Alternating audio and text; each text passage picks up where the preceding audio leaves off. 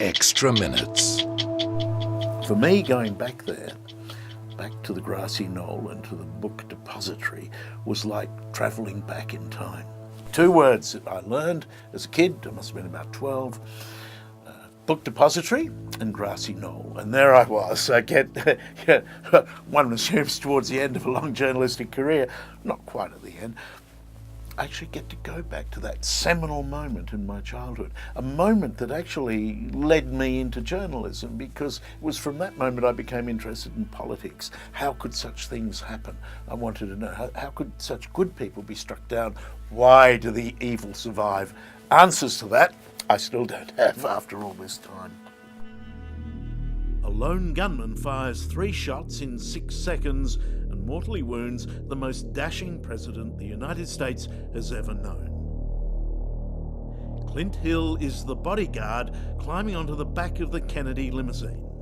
50 years on, he still hasn't forgiven himself for not saving the president's life. And like everybody of my age, I know exactly where I was. I was at home in bed, it was early morning. It must have been the weekend, because my parents were home and the house was full, and I heard it on a Valve radio.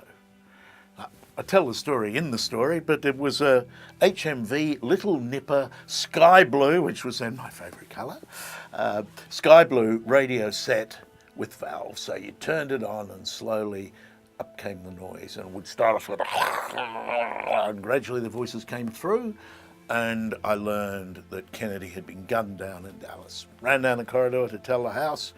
Nobody believed me. But they turned on the radio, and within an hour or so the TV started to show the same images too, and we knew that nothing would be the same again, or so we thought.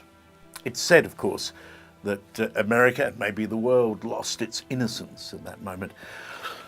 It might be an exaggeration, but it's certainly true that never again would any leader ride in an open car through the streets of their own city. And that is, I guess, a loss of innocence, that you now have to have the whole apparatus, protective apparatus of the state as a leader between you and your people. You cannot assume that they all love you anymore.